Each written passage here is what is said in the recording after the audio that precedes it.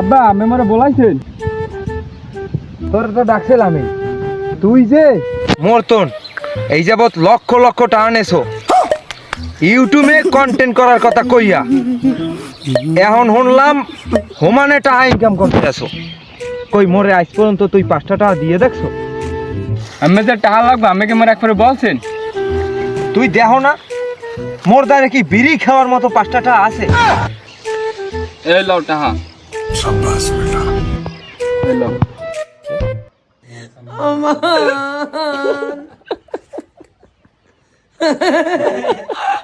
আমার বন্ধু ওর বাপের টাকা দিছে এটা আমগো বন্ধুর বাপ না এটা আমার বন্ধুর দুলা ভাই